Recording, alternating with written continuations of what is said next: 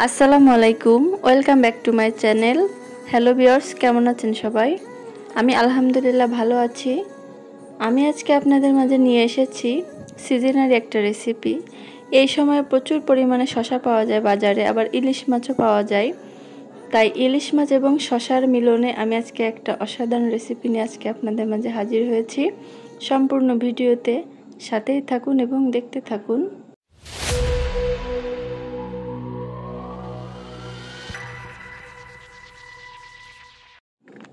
তো আমি আজকে আপনাদের সঙ্গে একটা গল্প শেয়ার করব। তো গল্পটি একটি আবেগঘন প্রেম ও প্রতীক্ষার গল্প। সবসময় একটু ভিন্ন গল্প নিয়ে আমি আপনাদের মাঝে হাজির হওয়ার চেষ্টা করি, তেমনই আজকে একটা ভিন্ন গল্প নিয়ে হাজির হয়েছি। শীতের শেষ বিকেল, কলকাতার দক্ষিণ প্রান্তের এক পুরনো দোতলা বাড়িতে জানালার পাশে বসে আছে তানিয়া।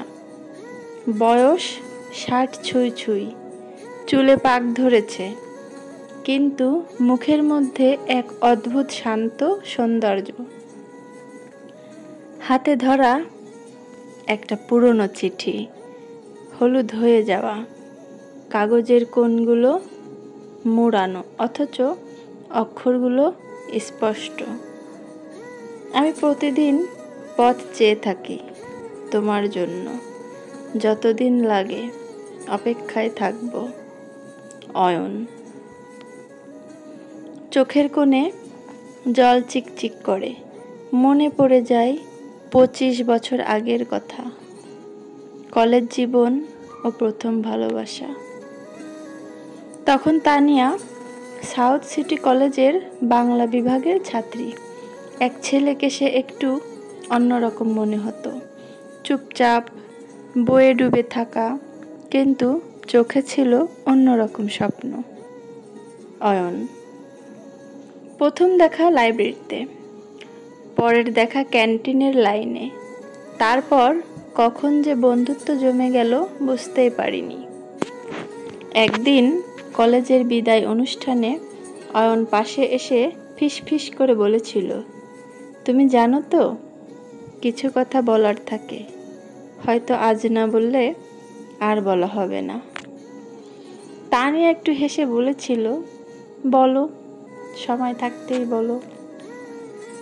অয়ন বলেছিল, ভালোবাসি তোমায়, তুমি যদি রাজি থাকো আজই বাড়িতে জানাবো।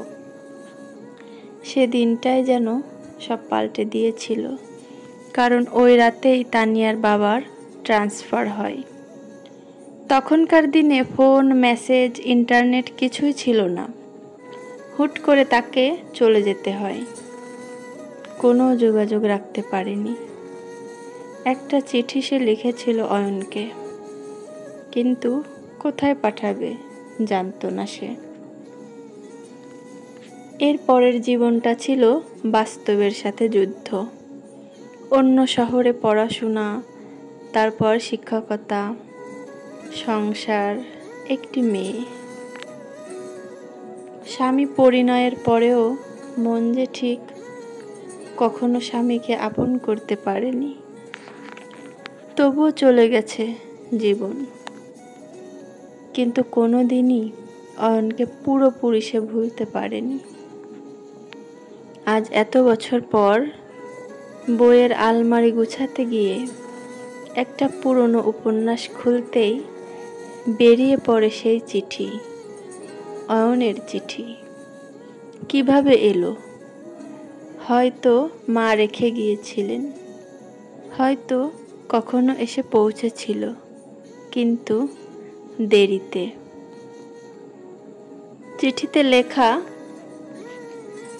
যদি কোনোদিন দেখা হয়, শুধু একবার চোখ তুলে চাও, আমি বুঝে নেব তুমি আমায় ভুলোনি। হৃদয় কেঁপে ওঠে। বিকেল গড়িয়ে সন্ধে, জানালার ফাঁক দিয়ে দূরে পুকুর পাড়ে একজন বৃদ্ধ মানুষ হেঁটে বেড়াচ্ছে, চশমা পরে, মাথায় সাদা চুল, হাতে লাঠি, কিন্তু সেই হাঁটার ভঙ্গি, সেই মুখ অয়ন।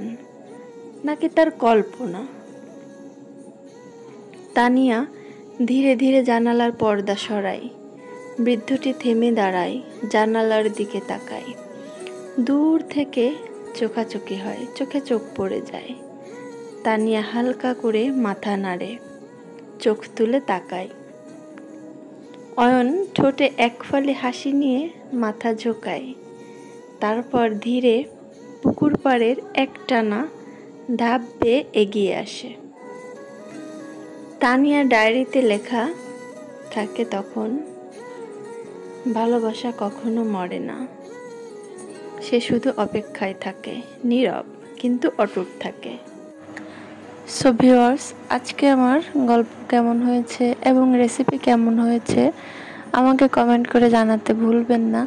আর আপনাদেরও যদি জীবনে এমন কোনো কষ্টের মুহূর্ত থেকে থাকে সেটাও আমাকে জানাতে পারেন।